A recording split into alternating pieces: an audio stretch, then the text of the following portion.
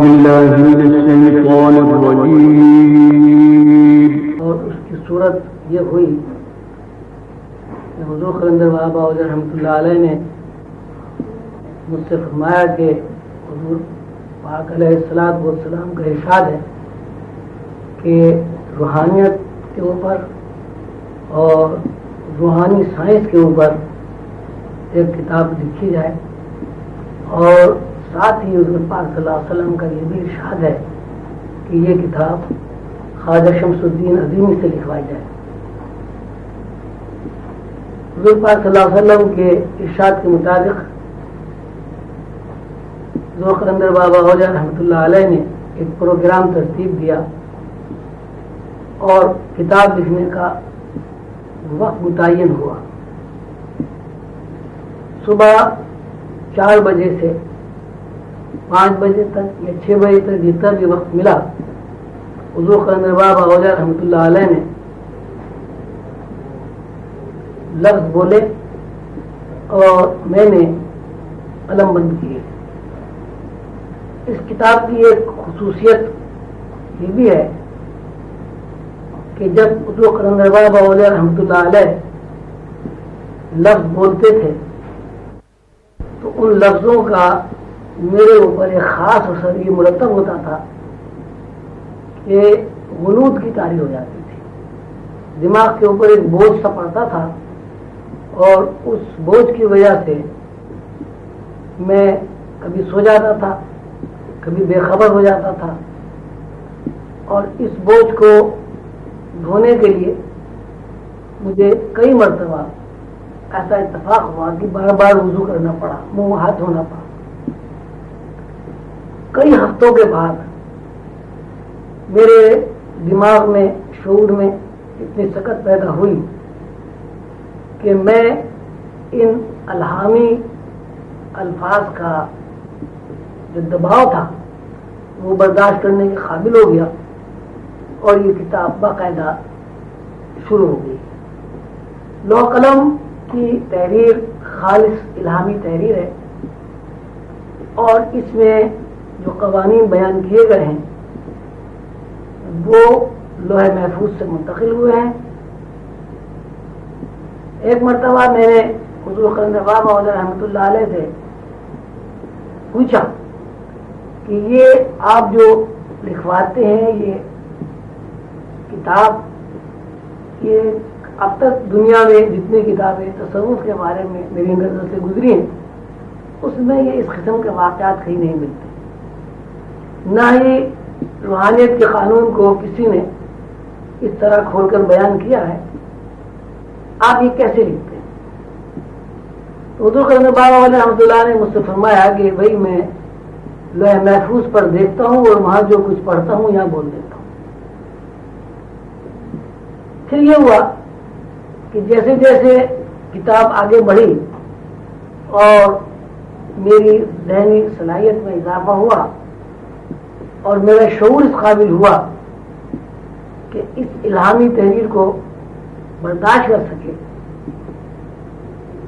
تو یہ صورت واقع ہوئی کہ جب حضور قلندر بابا رحمۃ اللہ علیہ بولتے تھے وہ الفاظ میرے کانوں میں پڑتے تھے، اور ان الفاظ کے بعد ایسی صورت ہوتی تھی کہ میری اندر کی نظر کھل جاتی تھی، اور جو کچھ وہ بیان فرماتے تھے ایک طرف میں کاغذ پر قلم سے لکھتا تھا اور دوسری طرف ایسا لگتا تھا کہ کوئی اسکرین ہے اور میں اس اسکرین پر وہی الفاظ، وہی تشریح دیکھ رہا ہوں۔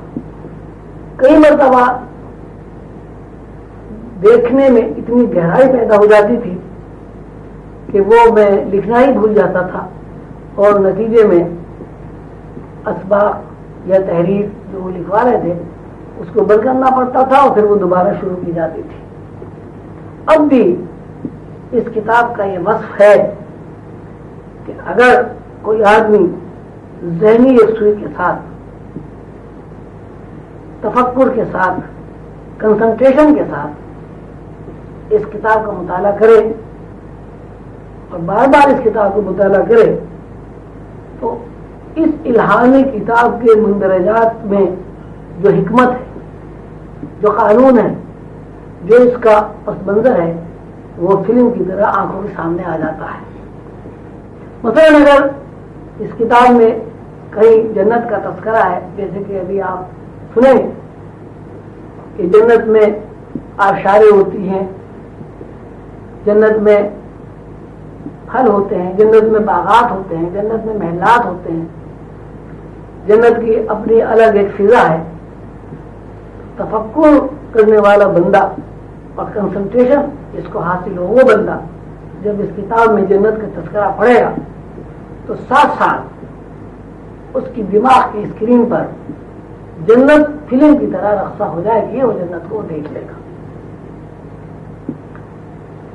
بہت عرصے کے بعد حضور قندر بابا اولیاء رحمۃ اللہ علیہ کے وصال کے بعد بالآخر اللہ تعالیٰ نے میری دعاؤں کو سنا اور ایسے حالات پیدا ہو گئے کہ یہ کتاب زیور طبعات سے آراستہ ہو گئی اور چھپ کر ہمارے پاس ہمارے ہاتھوں میں آ گئی۔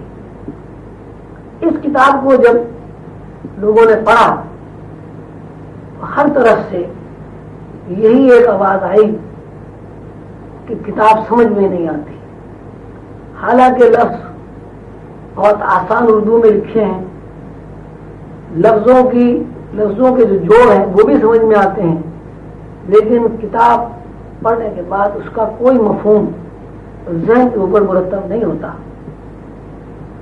اور ظاہر ہے کتاب کا مفہوم اس لیے مرتب نہیں ہوا کہ ایک تو یہ بات تھی کہ اس قسم کی تحریریں تاریخ انسانی میں کہیں موجود ہی نہیں تھی۔ یہ پہلی تحریر ہے جو انسانی تاریخ میں روحانیت کے موضوع پر اپنی حکمت کے ساتھ، اپنی سائنس کے ساتھ، اپنے قانون کے ساتھ ہمارے پاس موجود ہے، اور یہ ہمارے اوپر رسول اللہ صلی اللہ علیہ وسلم کا بہت بڑا کرم ہے اور ان کی رحمت ہے کہ انہوں نے اپنے منظور نظر، اپنے وراثت یافتہ، اپنے اہل بیت سید محمد عظیم برخیا المعروف حضور قلندر بابا اولیاء رحمۃ اللہ علیہ کو وہ حکم دیا کہ روحانی سائنس کے اوپر ایک کتاب ترتیب دی جائے۔ جب لوگوں نے مجھ سے بار بار یہ کہا کہ کتاب کی تفہیم ذہن نشین نہیں ہوتی، اور پھر سلسلے کے دوستوں نے، روحانی شاگردوں نے، اس میں لڑکے بھی تھے، اس میں لڑکیاں بھی شامل تھیں، خواتین بھی ہیں اور مرد حضرات بھی، تو سب نے بیٹھ کر یہ فیصلہ کیا کہ لوح و قلم کتاب کی تشریح لکھی جائے۔ وقت مقرر ہوا اور میں نے اللہ کا نام لے کے ڈرتے ڈرتے، اس لیے کہ مجھے قطعاً اس بات کا یقین نہیں تھا کہ اتنی بڑی الہامی کتاب کی میں تشریح بیان کر سکوں گا، لیکن بہرحال رسول اللہ صلی اللہ علیہ وسلم کی رحمت کا سہارا لے کر اور حضور قلندر بابا اولیاء رحمۃ اللہ علیہ کی نسبت سے میں نے لوح قلم کی تشریح شروع کی اور وہ اسباق کے طرح پر اس کو لوگوں کے سامنے بیان کرنا شروع کیا۔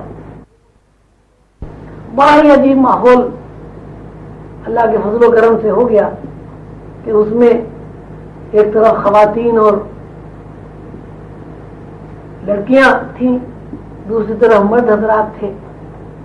جب میں تشریح بیان کرتا تھا تو لوگ اسے کاپیوں میں بھی لکھتے تھے، کچھ لوگ اس کے نوٹ لیتے تھے اور کیسٹس بھی اس کے کئی لوگوں نے بھرے۔ یہ سلسلہ چلتا رہا اور مسلسل 3.5 سال تک ہفتے میں ایک بار اس کی کلاس ہوتی رہی، اور 3.5 سال کی مدت میں لوح قلم کی تشریح مکمل ہو گئی۔ اب صورتحال یہ ہے کہ تشریح لوح قلم لوگوں کے پاس کیسٹس میں محفوظ ہے، اور تحریری طور پر بھی محفوظ ہے، اور بے شمار فوٹو اسٹیٹس کرا کے لوگوں نے اس کو دستاویز کی طرح اپنے پاس محفوظ کر لیا ہے۔ میں اس وقت ابو ظہبی یو اے ای میں موجود ہوں۔ یہاں بھی ہمارا مراقبہ حال ہے، جس کے انچارج سید محبوب علی عظیمی ہیں۔ سید محبوب علی عظیمی صاحب، منیر صاحب، قمر صاحب، میرے عزیز دوست بیگ صاحب اور دوسرے سلسلے کے بہن بھائیوں نے اس سے درخواست کی کہ لوح قلم کی جو تشریحات لکھی گئی ہیں ان کو اگر ویڈیو فلم بنا لی جائے تو ہمارے پاس ایک ایسا ریکارڈ ہو جائے گا کہ جس کو ہماری نسل آئندہ دیکھ سکیں گی، اور وہ 81-82 میں جو ایک طریقہ تھا، جس طریقے پر آپ نے یہ کتاب لکھوائی ہے، اس وقت ہم لوگ موجود نہیں تھے، تو ہماری وہ جو پیاس ہے ایک استاد و شاگرد کی حیثیت سے کتاب پڑھنے کی، وہ پیاس بھی رفع ہو جائے گی۔ لہٰذا اس بات کا اہتمام کیا گیا کہ لوح محفوظ کی جو تشریح میرے پاس لکھی ہوئی ہے، جو دوسرے لوگوں نے لکھی ہے، میں اس کو سبقاً آپ کے سامنے پڑھ دوں، اور یہ آپ کے لیے، آپ کی اولاد کے لیے اور آئندہ آنے والی نسل کے لیے ریکارڈ ہو جائے۔ بسم اللہ الرحمن الرحیم۔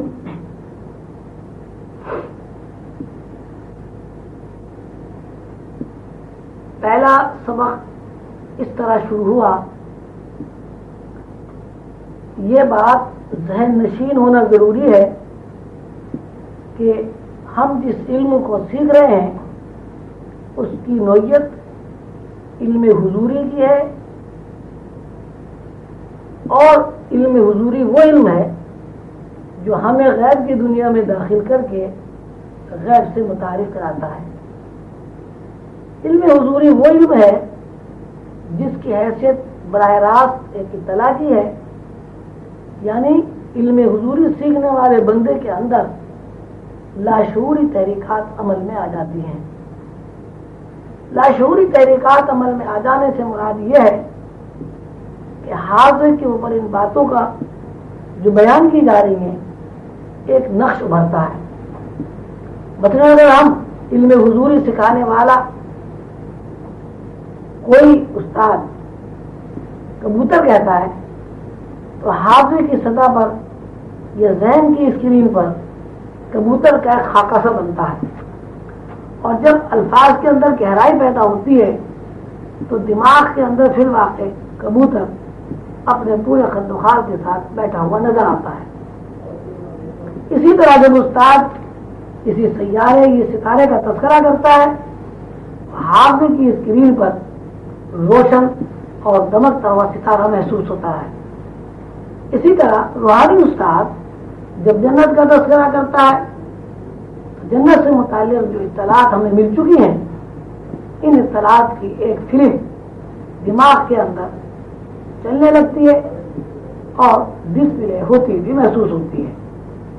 ہمارے ذہن کے اندر یہ بات ہمیں نقشہ کراتی ہے کہ جنت ایک ایسا باغ ہے جس میں خوبصورت پھول ہیں، آبشاریں ہیں، دودھ کی طرح سفید پانی کی نہریں ہیں، شہد کی طرح میٹھے پانی کی نہریں ہیں، اور وہاں ایسے خوبصورت مناظر ہیں جن کی نظیر دنیا میں نہیں ملتی۔ یہ علم حضوری کی مختصر تعریف ہے۔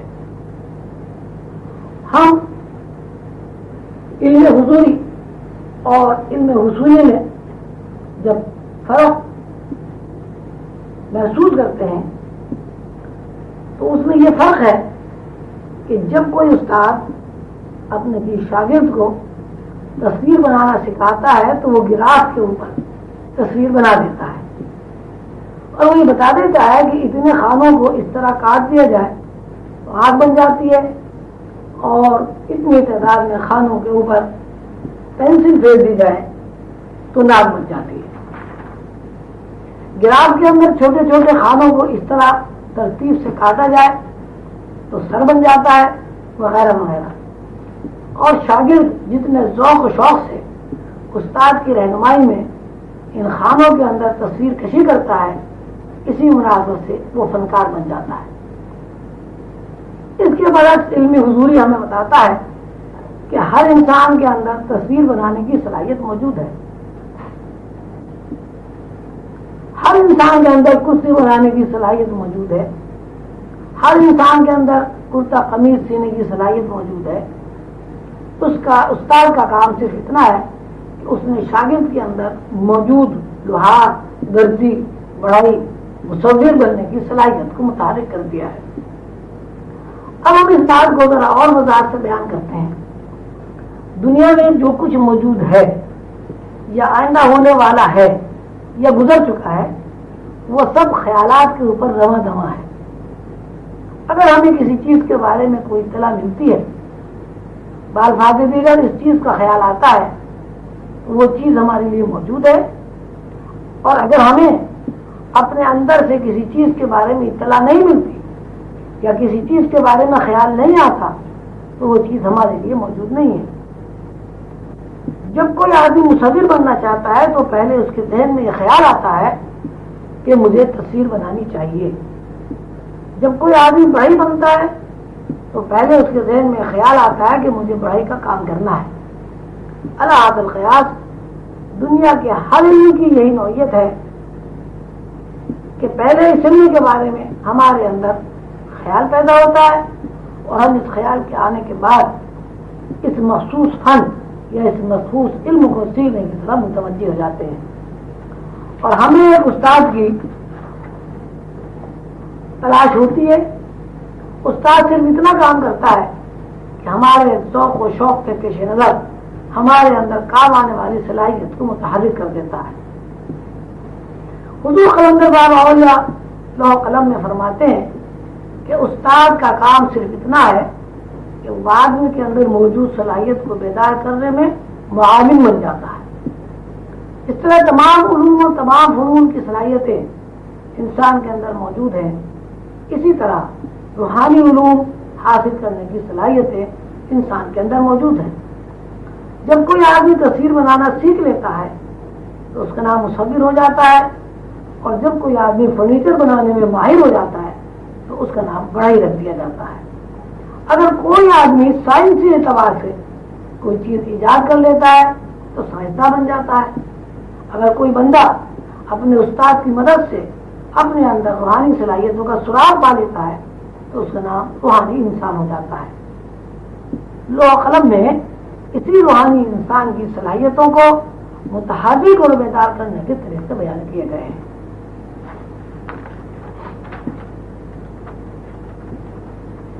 ہم علم حضوری اور علم حصولی کی تعریف بیان کر چکے ہیں اور اس بات کو بھی تشریح بیان کیا جا چکا ہے کہ روح کو سمجھنے، جاننے اور پہچاننے کے لیے اگر معتبر اور حقیقی ذریعہ ہے تو وہ علم حضوری ہے.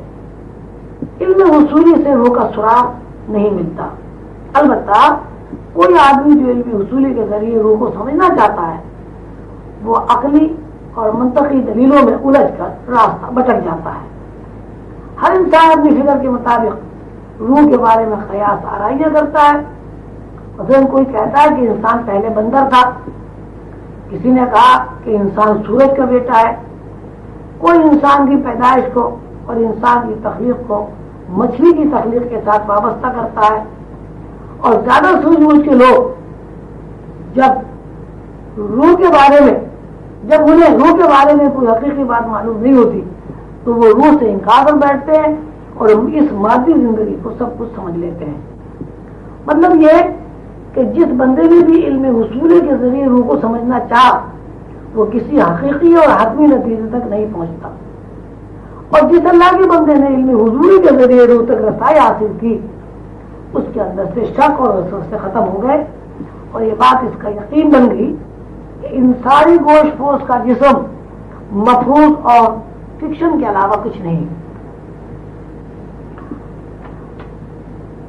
اصل وجہ وہ ہے جس نے اس مفروضے اور فکشن جسم کو سنبھالا ہوا ہے. اصل چیز وہ ہے جس نے اس مفروضے اور فکشن جسم کو سنبھالا ہوا ہے اور اس کو حرکت میں رکھتی ہے.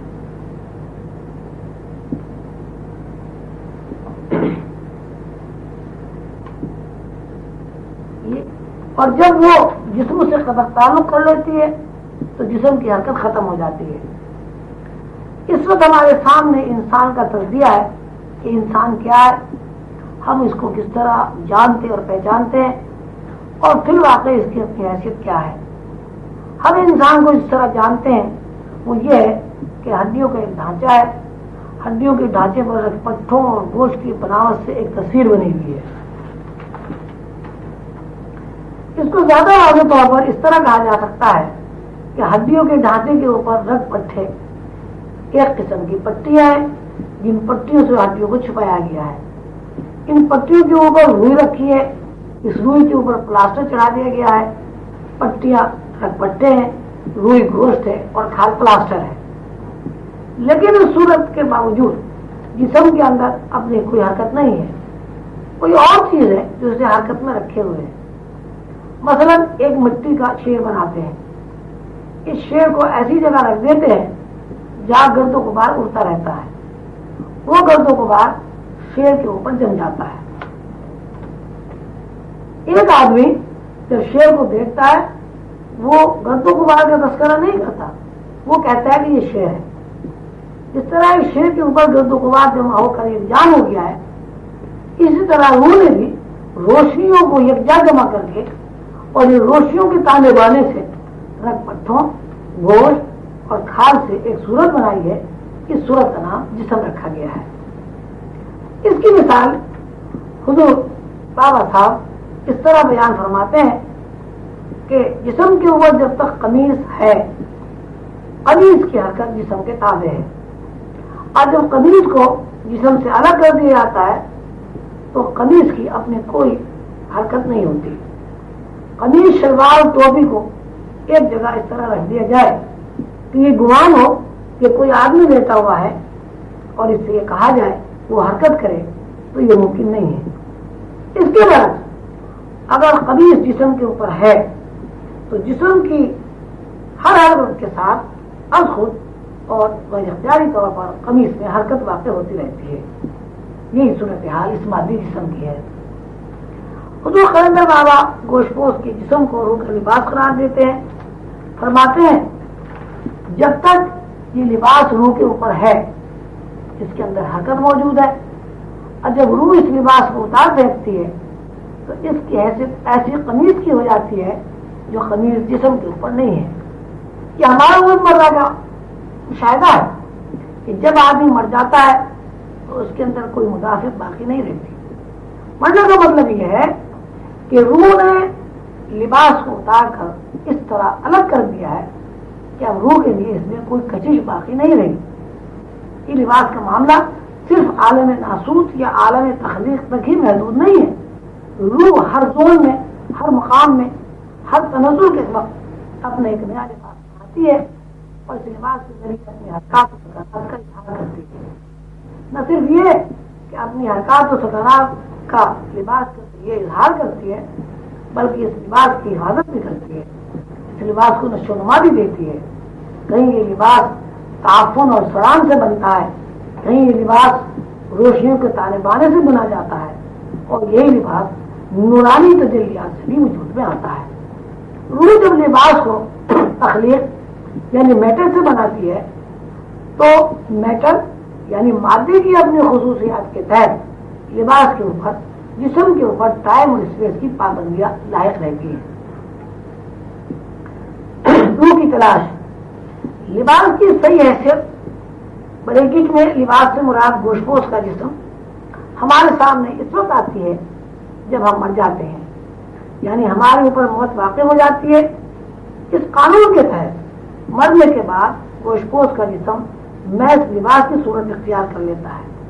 یہ ضروری ہے کہ ہم تلاش کریں کہ زندہ رہنے کی حالت میں ہمارے اوپر کوئی ایسی حالت واقع ہوتی ہے جو موت سے ملتی ہو یا موت سے قریب ہو, یا حالت وقتی طور پر ہوتی ہو یا کچھ طویل عرصے کے لیے واقع ہوتی ہو. اس لیے کہ جب تک کوئی حرکت مسلسل اور متواتر نہ ہو اس کو مثال نہیں بنایا جا سکتا. زندگی کے مراحل میں یا زندگی کے شب و روز اور ماہ و سال میں جب ہم موت سے ملتی جلتی حالت کو تلاش کرتے ہیں تو ہمیں ایک حالت پر مجبوراً رکنا پڑتا ہے، اور موت سے ملتی جلتی یہ حالت نیند ہے. بزرگوں کا کہنا ہے سویا اور مرا برابر ہے. فرق اتنا ہے کہ نیند کی حالت میں روح کا تعلق اپنے لباس سے برقرار رہتا ہے اور وہ اپنے لباس کی حفاظت کے لیے چوکنا اور مستعد رہتی ہے، اور موت کی حالت میں روح اپنے لباس سے اپنا رشتہ در و بس توڑ لیتی ہے، یا یوں کہیے کہ لباس اتار کر آگے بڑھ جاتی ہے. نیند ہماری زندگی میں ایک ایسا عمل ہے کہ ہمیں اس عمل سے روح کی صلاحیتوں کا پتہ چلتا ہے. ہم دو حالتوں میں زندگی گزارتے ہیں. ایک حالت یہ ہے کہ ہماری آنکھیں کھلی ہوئی ہیں، ہمارا شعور بیدار ہے، ہم ہر چیز کو دیکھ بھی رہے ہیں، سن بھی رہے ہیں اور محسوس بھی کر رہے ہیں اور حرکت میں بھی ہیں. اس طرح حرکت میں ہے کہ روح کا لباس بھی حرکت میں ہے. یہ حالت بیداری کی ہے. زندگی میں دوسری حالت جس کو نیند کہا جاتا ہے میں بھی ہم دیکھتے ہیں، سنتے ہیں، محسوس کرتے ہیں، خود کو چلتا پھر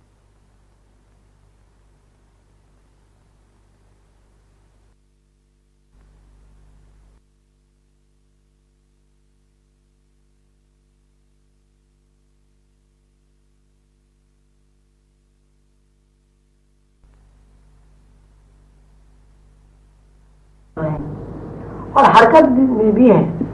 اس طرح حرکت میں ہے کہ روح کا لباس بھی حرکت میں ہے. یہ حالت بیداری کی ہے. زندگی میں دوسری حالت جس کو نیند کہا جاتا ہے میں بھی ہم دیکھتے ہیں، سنتے ہیں، محسوس کرتے ہیں، خود کو چلتا پھرتا دیکھتے ہیں، لیکن روح کا لباس حرکت میں نہیں ہے. روح کے لباس سے مراد گوشت پوش کا جسم ہے. اس سمجھ سے یہ ثابت ہوا کہ روح اس بات کی پابند نہیں ہے کہ وہ گوشت پوش کے ساتھ ہی حرکت کرے. روح گوشت پوش کے جسم کے بغیر بھی حرکت کرتی ہے. گوشت پوش کے جسم کے بغیر حرکت کرنے کے عمل کو خواب کہا جاتا ہے. خواب کے بارے میں بے شمار نظریات ہیں. کوئی کہتا ہے خواب محض خیالات ہوتے ہیں. جس قسم کے خیالات ہیں آدمی دن بھر مصروف رہتا ہے، اسی قسم کی چیزیں اسے خواب میں نظر آ جاتی ہے. کوئی کہتا ہے خواب ناآسودہ خواہشات کا عکس ہے. جب کوئی خواہش ناآسودہ رہ جاتی ہے اور اس کی تکمیل نہیں ہوتی تو وہ خواہش خواب میں پوری ہو جاتی ہے. اللہ قیاس بے شمار باتیں خواب کے بارے میں مشہور ہیں اور ہر شخص نے اپنی فکر اور علم کے مطابق خواب کے بارے میں بہت کچھ کہا ہے. لیکن اس بات سے ایک فرد واحد بھی انکار نہیں کر سکتا کہ جس طرح روح گوشت پوش کے جسم کے ساتھ حرکت کرتی ہے اسی طرح روح گوشت پوش کے جسم کے بغیر بھی بعمل اور مطابق رہتی ہے. اس کے علاوہ اگر کوئی شخص یہ اعتراض کرے کہ خواب دیکھنا اور خواب میں کیے ہوئے اعمال اور خواب میں کی ہوئی حرکات و سکنات خیالی ہیں تو اس کی تردید ہو جاتی ہے. اس کی تردید اس طرح ہو جاتی ہے کہ ہر شخص ایک دو یا زائد بار ایسے خواب ضرور دیکھتا ہے کہ خواب دیکھنے کے بعد جب وہ بیدار ہوتا ہے تو خواب میں کیے ہوئے اعمال کا اثر اس کے اوپر باقی رہتا ہے. اس کی ایک بڑی واضح مثال خواب میں کیے ہوئے اعمال کے نتیجے میں غسل واجب ہونا ہے. اس طرح کوئی آدمی بیداری کی زندگی میں جن سے لذت حاصل کرنے کے بعد ناپاک ہو جاتا ہے اور مذہباً اس کے اوپر غسل واجب ہوتا ہے، اسی طرح خواب کی ہوئی اس عمل کے بعد بھی اس کے اوپر غسل واجب ہو جاتا ہے اور وہ اس وقت تک نماز ادا نہیں کر سکتا جب تک کہ وہ غسل جنابت نہ کر لے. یہ بھی دیکھا گیا ہے کہ خواب میں کوئی ڈراؤنا منظر نظروں کے سامنے آ گیا، آدمی جب بیدار ہوا تو منظر کی دہشتناکی اس کے اوپر پوری طرح مسلط ہوتی ہے.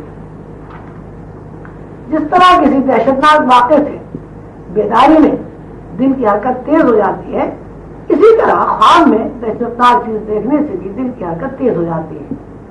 بیداری میں جس طرح کوئی خوشنما منظر دیکھنے کے بعد آدمی کے اوپر سرور و انبساط کی کیفیت پیدا ہوتی ہے، اس طرح خواب میں دیکھے ہوئے مناظر کے بعد بھی انسان کے اوپر مسرت اور شادمانی کی کیفیت طاری ہو جاتی ہے، اور آدمی بیدار ہونے کے بعد خود کو بہت خوش اور مسرت محسوس کرتا ہے۔ یہ بیداری کے اور خواب کے اعمال و واقعات کا اجمالی خاکہ ہے۔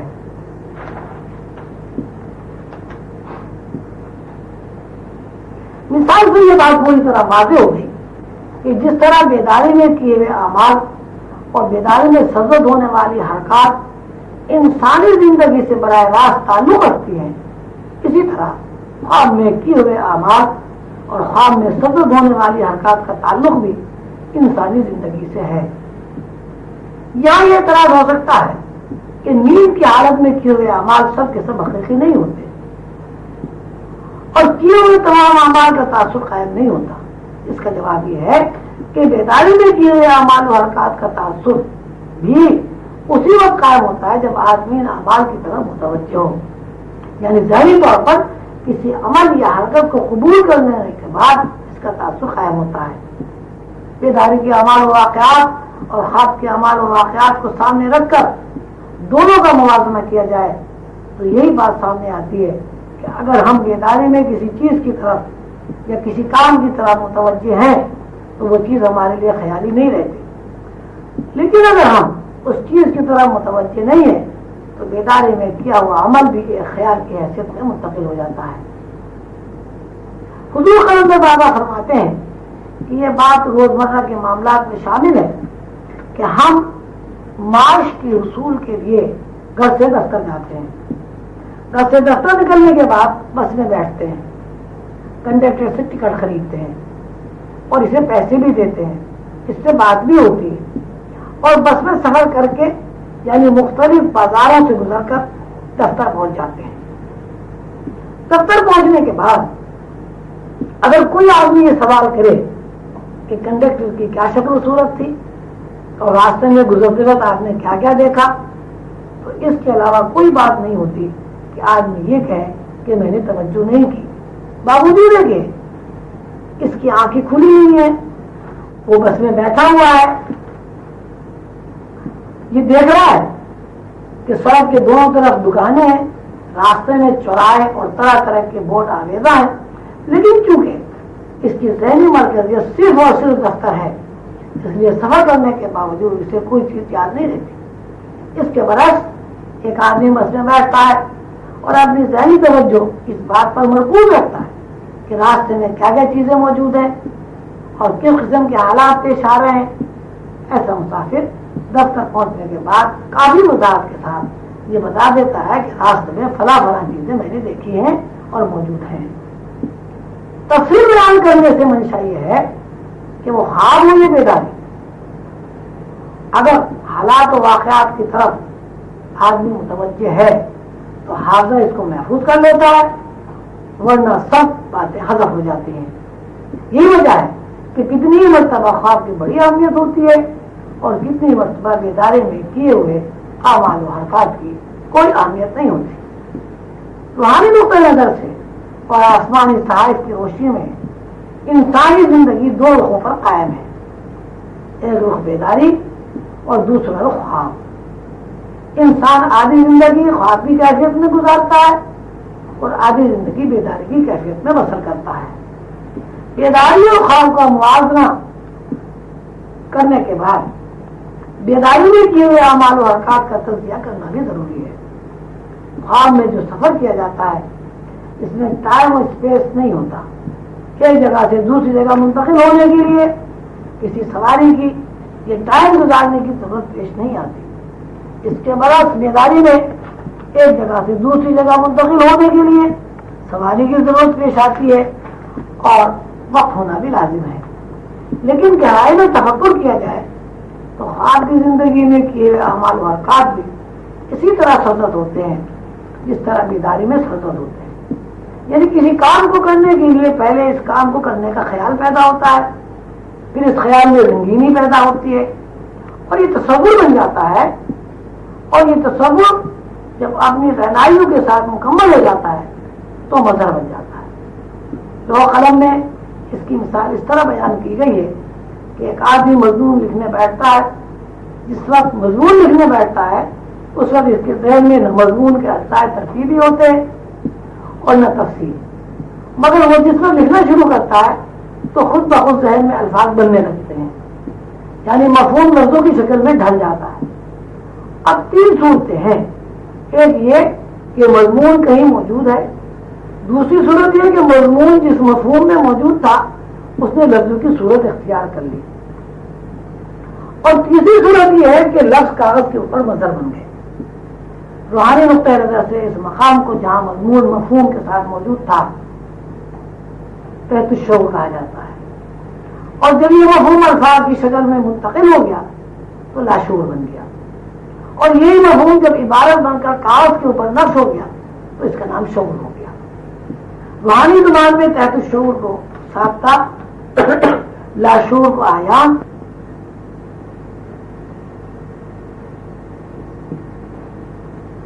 مضمون نگار کی مثال سے ہمیں یہ معلوم ہو گیا کہ مضمون کاغذ پر نقش ہونے سے پہلے کہیں موجود تھا، اس طرح موجود تھا کہ ہم اس سے واقف نہیں تھے، لیکن جب ہم نے خود کو تیار کر کے اس مفہوم کی طرف اپنی توجہ کو مرکوز کیا تو مفہوم ہمارے ذہن میں آ گیا۔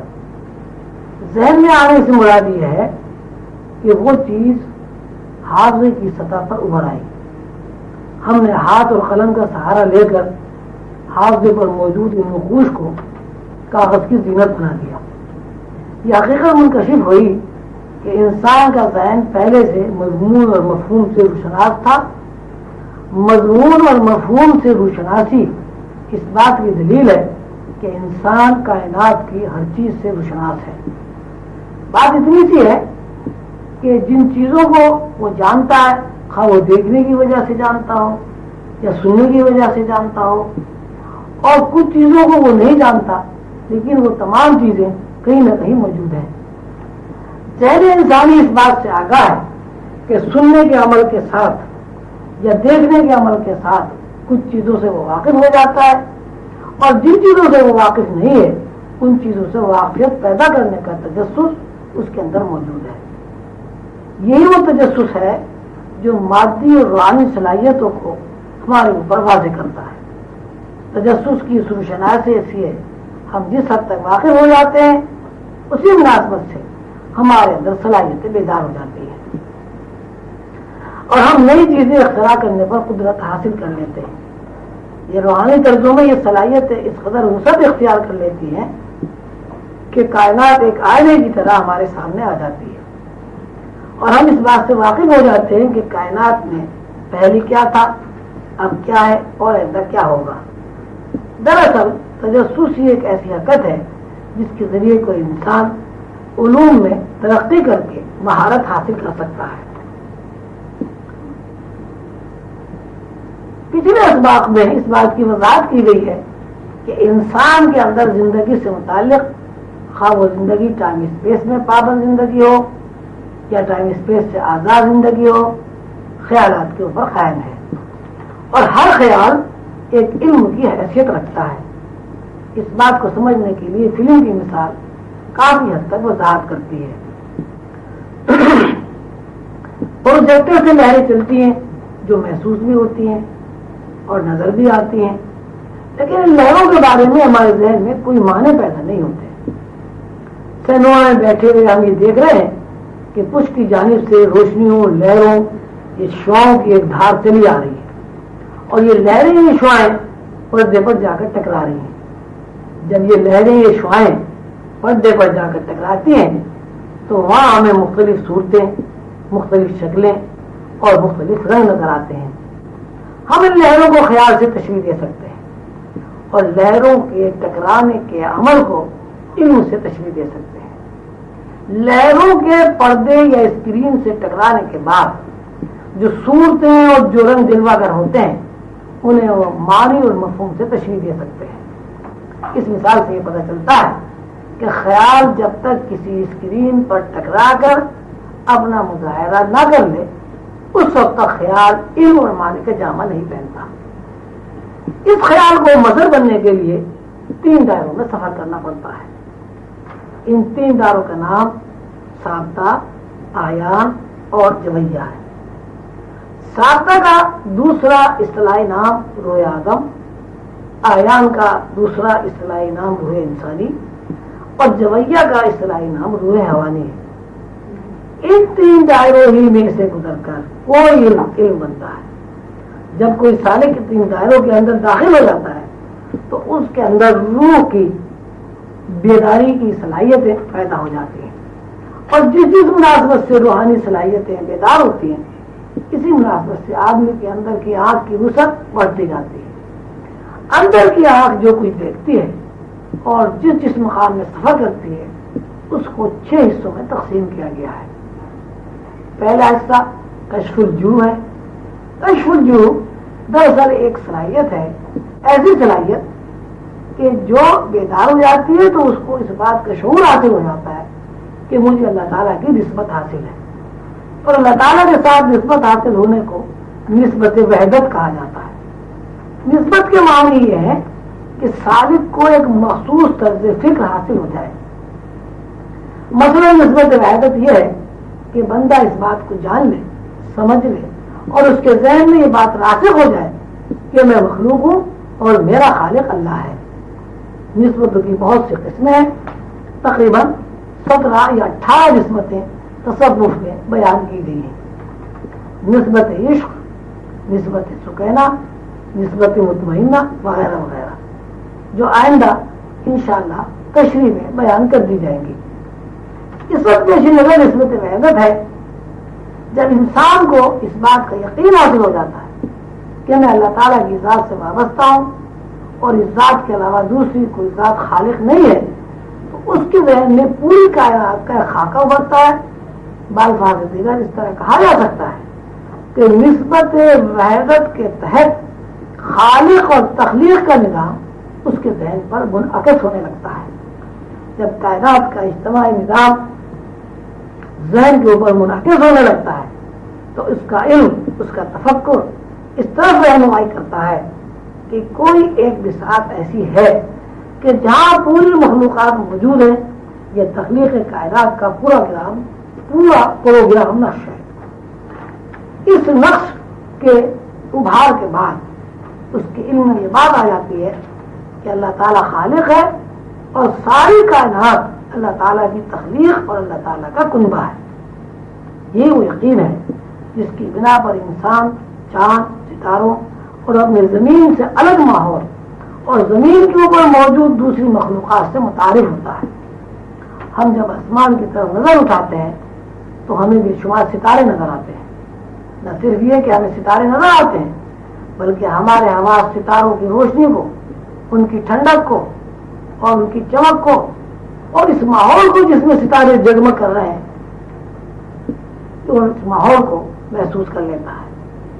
جب ہم ستاروں کو دیکھتے ہیں تو ہمارے لاشعور میں یہ بات آ جاتی ہے کہ ستارے کسی بساط پر قائم ہیں یا کسی بساط پر کسی مخصوص نظام کے تحت گردش کر رہے ہیں. اس کا مطلب یہ ہوا کہ انسانی نگاہ اپنے ماحول سے باہر کی چیزوں کو بھی دیکھتی ہے اور دیکھنے کے ساتھ ساتھ انسان کے اندر کام کرنے والی حس ان چیزوں کے تاثرات کو محسوس بھی کرتی ہے. مثلا جب ہم چاند کو دیکھتے ہیں تو ہمارا دماغ چاند کی ٹھنڈک کو محسوس کرتا ہے.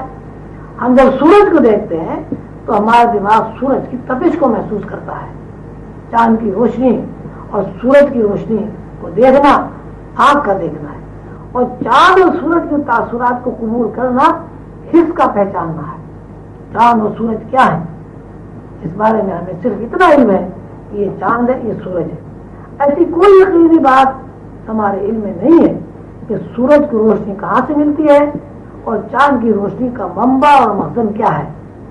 اس کو آسان اور سیدھے الفاظ میں اس طرح بیان کیا جائے گا کہ انسان کی نگاہ تمام اجرام سماوی کو بھی دیکھتی ہے اور زمین کے اوپر موجود مختلف نوع اور مختلف مخلوقات کو بھی دیکھتی ہے. وہ نگاہ جو انسانی آنکھ کو نگاہ کا تصور دے رہی ہے وہ کائنات کو دیکھتی ہے. اب کائنات کا دیکھنا 2 طرزوں میں ہے. ایک کائنات کو صرف دیکھنا اور ایک یہ بات معلوم ہونا کہ کائنات کن فارمولوں سے مرکب ہے. کائنات کو دیکھنا یا مظاہر کو دیکھنا اور یہ دیکھنا شعوری دائرہ کار میں آتا ہے. کائنات کے باطن کو دیکھنا یعنی کائنات کن فارمولوں پر قائم ہے لاشعور کا دیکھنا ہے.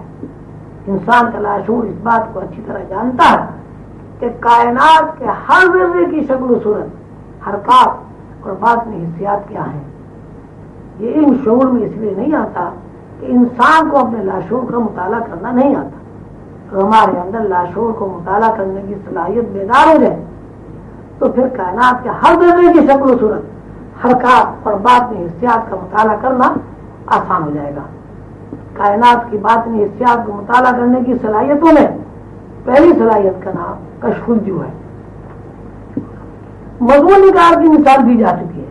اس میں بتایا گیا ہے کہ مضمون نگار جب مضمون لکھنے بیٹھتا ہے تو مضمون کا مفہوم پہلے مضمون نگار کے لاشعور میں موجود تھا، وہاں سے منتقل ہو کر ذہن تک پہنچا، اور جب ذہن یا شعور لاشعور کے اندر اس مضمون کی طرف متوجہ ہو گیا تو مضمون الفاظ کی شکل اختیار کر کے کاغذ پر منتقل ہو گیا. روحانی نقطۂ نگاہ سے مضمون کا موجود ہونا ٹائم اسپیس میں قید نہیں ہے. لاشعور میں مضمون پہلے سے موجود ہے، خواہ وہ ہزاروں سال پہلے لکھا جا چکا ہو یا ہزاروں سال بعد لکھا جانے والا ہو. یہ بات بیان کی جا چکی ہے کہ اللہ تعالیٰ نے کل کہا تو ازل سے ابد تک جو کچھ جس ترتیب کے ساتھ وقوع میں آنا تھا وقوع میں آ گیا. یعنی اللہ تعالیٰ کے ذہن میں کائنات سے متعلق جو پروگرام تھا، اس پروگرام سے متعلق جو فارمولے تھے، جو اس کے اجزاء ترکیبی تھے،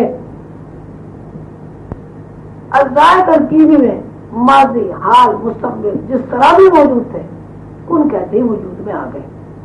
کن کہنے کے بعد کسی زمانے میں بھی لاکھوں سال پہلے یا لاکھوں سال بعد جو چیز بھی مظاہرے میں آئے گی وہ اس کا مظہر ہوگی جو کن کے بعد وجود میں آ چکا ہے. یعنی کائنات میں کوئی ایسی چیز موجود نہیں ہو سکتی جو پہلے سے اپنا وجود نہ رکھتی ہو. یہ نسبت وحدت کے تحت ایک طرز فکر کا بیان ہوا کہ جب کسی بندے کے یقین میں یہ بات راسخ ہو جاتی ہے کہ ہم مخلوق ہیں اور ہمارے بنانے والا خالق اللہ ہے، ایسا اللہ جو یکتا ہے اور اس کا کوئی ہمسر نہیں ہے، تو اس کے ذہن میں کن کے بعد کا پروگرام آنے لگتا ہے اور یہ بات اس کا یقین بن جاتی ہے کہ جو کچھ ہو چکا ہے یا جو کچھ ہو رہا ہے یا جو کچھ آئندہ ہوگا وہ سب کن کے بعد کا مظاہرہ ہے. سیدنا حضور علیہ الصلوۃ والسلام نے اسی بات کو اس طرح کہا ہے، جب القلم بما ہوا کاہن، یعنی قلم لکھ کر خشک ہو. نسبت وحدت جب گہری ہو جاتی ہے تو دوسری بات ہمارے اوپر منکشف ہوتی ہے کہ کسی بات کو صحیح سمجھنے کے لیے اور اس کی تہ تک پہنچنے کے لیے انسان کا غیر جانبدار ہونا ضروری ہے. اگر غیر جانبدار ذہن نہیں ہوگا تو معنی پہنانے میں مصلحتیں شامل ہو جائیں گی. ہر شخص کو دو طرز فکر حاصل ہیں یا ایک ہی طرز فکر کے دو زاویے حاصل ہیں. ایک زاویہ یہ ہے کہ آدمی اپنی ذات سے الگ ہو کر سوچتا ہے اور دوسرا زاویہ یہ ہے کہ آدمی اپنی ذات کو سامنے رکھ کر غور و فکر کرتا ہے. جو بندہ اپنی ذات کو سامنے رکھ کر تجسس کرتا ہے یا کسی مسئلے کو گہرائی میں سمجھنے کی کوشش کرتا ہے تو اس کے اوپر حقائق منتشر نہیں ہوتے. اور جو بندہ اپنی ذات سے ماورا ہو کر یعنی نیوٹرل اور غیر جانبدار ہو کر کسی مسئلے کی حقیقت کو تلاش کرتا ہے اس کے اوپر حقائق منکشف ہو جاتے ہیں. نسبت وحدت کے تحت دنیا میں موجود ہر فرد کو یہ صلاحیت ودیت کی گئی ہے تاکہ کوئی فرد، کوئی گروہ، کوئی طبقہ، کوئی قوم اور کسی بھی مذہب و ملت کا آدمی معاملات کی تفہیم اور صحیح فیصلوں سے استفادہ کر سکے. یہ بات ذہن نشین ہو چکی ہے کہ کائنات ایک ایسا پروگرام ہے جو اللہ تعالیٰ کے ذہن میں موجود تھا اور موجود ہے. اللہ تعالیٰ نے جب اس پروگرام پر عمل درآمد کرنا چاہا یا اللہ تعالیٰ کے ذہن میں یہ بات آئی کہ میرے ذہن کے مطابق کائنات میں بے شمار مخلوقات اور بے شمار چیزیں وجود میں آ کر اپنا مظاہرہ کریں تو اللہ تعالیٰ نے کن فرما دیا. کن فرمانے کے بعد اس کن کا مظاہرہ اس طرح ہوا کہ اللہ تعالیٰ کے ذہن میں جو کچھ اور جس طرح موجود تھا وہ شکل و صورت کے ساتھ ایک اسکرین پر یا تختے پر یا کینوس پر نقش ہو گیا. اللہ تعالیٰ کے ذہن میں موجود پروگرام یا اس پروگرام کے کردار کن کہنے کے بعد جس بساط پر یا جس کینوس پر نقش ہوئے اس کو مذہبی زبان میں لوح محفوظ کہا جاتا ہے. سائنسی نقطۂ نگاہ سے ہم اس بات کو زیادہ آسان طریقے پر اس طرح بیان کر سکتے ہیں کہ اللہ تعالیٰ نے اپنے ذہن میں ایک کہانی بنائی. اس کہانی میں موجود تمام کرداروں کو ایک کاغذ پر لکھ دیا. یہ کاغذ لوح محفوظ ہے. سمجھنے کے لیے اس طرح بھی کہا جا سکتا ہے کہ کیمرے میں فلم کے اوپر ذہن میں موجود تمام کردار پورے خد و خال کے ساتھ نقش ہو گئے. جہاں یہ کردار نقش ہوئے اس کو تصور کی زبان میں کلیات کہا جاتا ہے. یعنی کائنات کا یکجائی پروگرام ایک جگہ نقش ہے. ان نقوش کو دیکھنے کے لیے اور سمجھنے کے لیے ضروری ہے کہ ہم ذہنی طور پر یکسوئی حاصل کریں. قانون یہ ہے کہ آدمی دنیا میں جتنا خوش ہوتا ہے اور اس کے ماحول میں موجود چیزوں کے اندر اس کا انہماک ہوتا ہے اسی مناسبت سے ان چیزوں کی ماہیت اور حقیقت کا انکشاف ہونے لگتا ہے.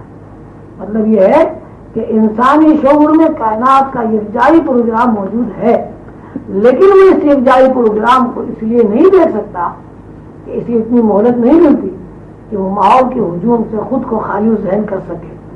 قانون یہ بنا کہ انسان جس حد تک شعوری اعتبار سے یکسو ہو کر کسی طرح متوجہ ہوتا ہے اسی مناسبت سے اس کے اوپر حقائق منکشف ہوتے رہتے ہیں. شعور کا جب نام لیا جاتا ہے تو لاشعور بھی زیر بحث آ جاتا ہے. ہم جن معنوں میں شعور سے واقف ہیں وہ یہ ہے کہ جو چیز ہماری آنکھوں کے سامنے ہے اور جس چیز کو ہم ٹھوس دیکھ رہے ہیں وہ چیز ہمارے ذہن کے لیے موجود ہے اور جو چیز ہم نہیں دیکھ رہے وہ چیز ہمارے لیے موجود نہیں ہے. حالانکہ غیر موجود شے کا احساس ہمارے اندر موجود ہے. کسی چیز کا احساس ہونا اس بات کی ضمانت ہے کہ کہیں نہ کہیں وہ چیز موجود ہے. اس کیفیت اس احساس کا نام لاشعور ہے. لاشعور کی دنیا میں داخل ہونے کے لیے شعوری دنیا کی گرفت سے آزاد ہونا ضروری ہے. اب اسی بات کو بطور سمجھ کے اس طرح کہیں گے ایک واحد اور یکتا ذات ہے. اس ذات کے دماغ میں یا ذہن میں کوئی پروگرام ہے جو پروگرام مکمل ہے. ایسا مکمل پروگرام جس میں زندگی کے تقاضوں سے متعلق کردار موجود ہے. مثلا بھوک پیاس صورت شکل آنکھ ناک کان دوستی محبت نفرت حقارت ظلم عفو درگزر وغیرہ وغیرہ. اسی ذات نے اس سارے پروگرام کو ایک ڈرامے کی صورت میں کاغذ پر لکھ دیا یا اسی ڈرامے کے اندر پورے کردار کی فلم بنا دی. یہ فلم کیسے چل رہی ہے یہ بات آئندہ اسباق میں بتائی جائے گی. ابھی صرف اتنا سمجھ لینا کافی ہے کہ کائنات کا یکجائی پروگرام ایک فلم کی شکل میں اسی جگہ قائم ہے.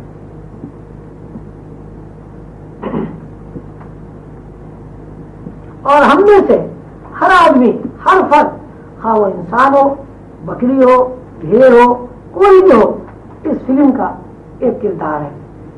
ہم اپنے آپ کو بحیثیت کردار کے جانتے ہیں لیکن یہ نہیں جانتے کہ اس کردار کا خالق کون ہے. یہ کردار کن روشنیوں کے اوپر یا کن قاعدوں اور ضابطوں کے مطابق متحرک ہے. جاننے سے مراد تصرف میں یہ بھی آتی ہے کہ آدمی ذہنی طور پر محسوس کرتا ہو اور آنکھوں سے دیکھتا ہو. یہ دیکھنے کے لیے کہ ہم بحیثیت کردار کے کہاں واقع ہیں ہمیں غیر جانبدار طرز فکر اختیار کرنا ہوگی. غیر جانبدار طرز فکر سے مراد یہ ہے کہ شعوری گرفت سے نکل کر لاشعور کے دائرے میں داخل ہونا ہوگا. شعور سے لاشعور میں داخل ہونے کے لیے غیر جانبدار طرز فکر اسی وقت مستحکم ہوتی ہے جب آدمی کے اندر استغنا پیدا ہو جائے. استغنا سے مراد یہ ہے کہ آدمی اپنی زندگی کے تمام تقاضوں تمام خواہشات اور تمام ضروریات کا کفیل اس ذات کو سمجھے جس ذات نے یہ کائنات بنائی ہے. مذہبی نقطۂ نظر سے قرآن پاک میں اللہ تعالیٰ نے استغنا حاصل کرنے کے لیے سورہ اخلاص میں اسی قانون کو بیان کیا ہے. قل واللہ احد، اے نبی مکرم صلی اللہ علیہ وسلم آپ فرما دیجیے اللہ ایک ہے، اللہ الصمد، اللہ ہر قسم کی احتیاج سے بے نیاز ہے، نہ وہ کسی کا باپ ہے نہ وہ کسی کا بیٹا ہے اور نہ ہی اس کا کوئی خاندان ہے۔ اللہ اور مخلوق یا خالق اور تخلیق کا جب موازنہ کیا جاتا ہے تو 5 باتیں بڑی اہمیت کی حامل ہیں۔ ہم جب خالق اور مخلوق کا تذکرہ کرتے ہیں تو ہمارے سامنے مخلوق اور خالق کی تعریفی حدیں اس طرح قائم ہوتی ہیں کہ اللہ ایک ہے، واحد ہے، یکتا ہے، بے مثل ہے، لیکن مخلوق ایک نہیں ہے، کثرت ہے۔ مخلوق کے لیے ضروری ہے وہ کسی کی اولاد ہوتی ہے یا کسی کی باپ ہوتی ہے، اور مخلوق کے لیے یہ بھی ضروری ہے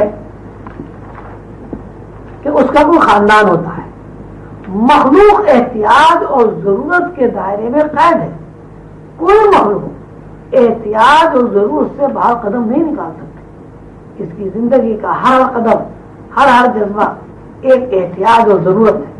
ان 5 باتوں میں مخلوق خالق سے براہ راست رابطہ اگر رکھ سکتی ہے تو صرف یہ ہے کہ اپنی تمام ضروریات کا کفیل اللہ کو سمجھے۔ یہی استغنا ہے۔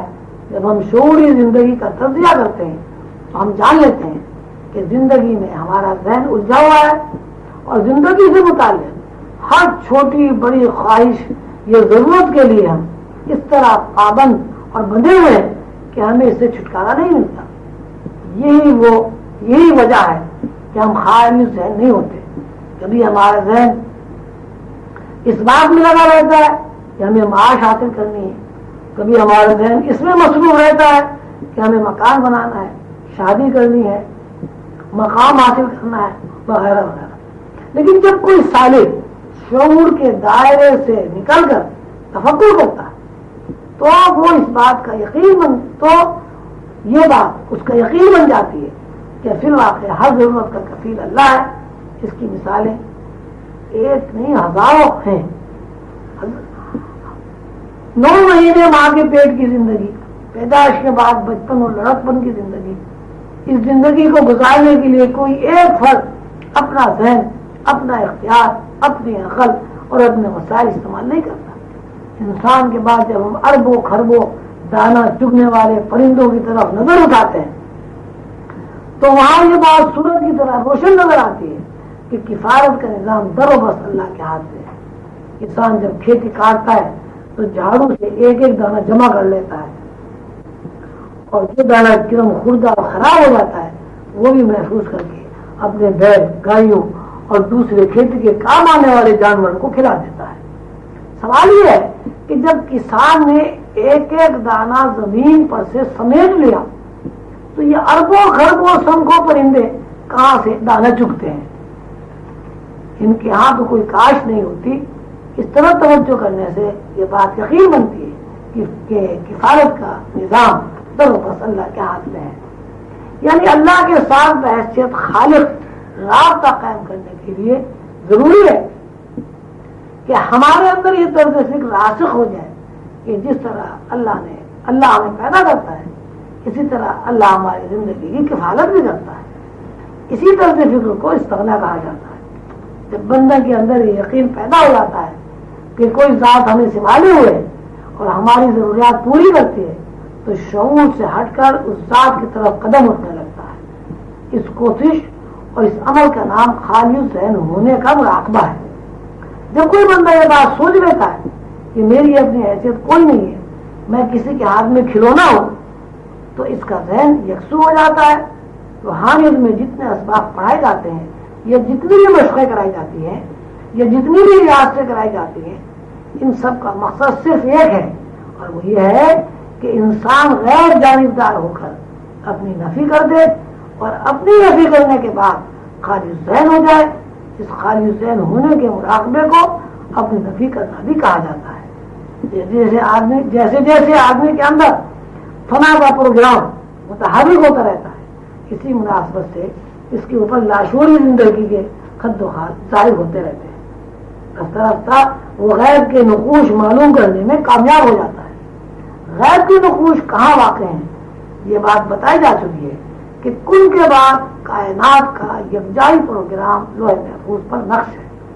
یعنی کوئی سالک اپنی نفی کر کے یا اپنی نفی کا مراقبہ کر کے اس مقام پر پہنچ جاتا ہے کہ وہ شعور یا آنکھوں سے لوح محفوظ دیکھ لیتا ہے.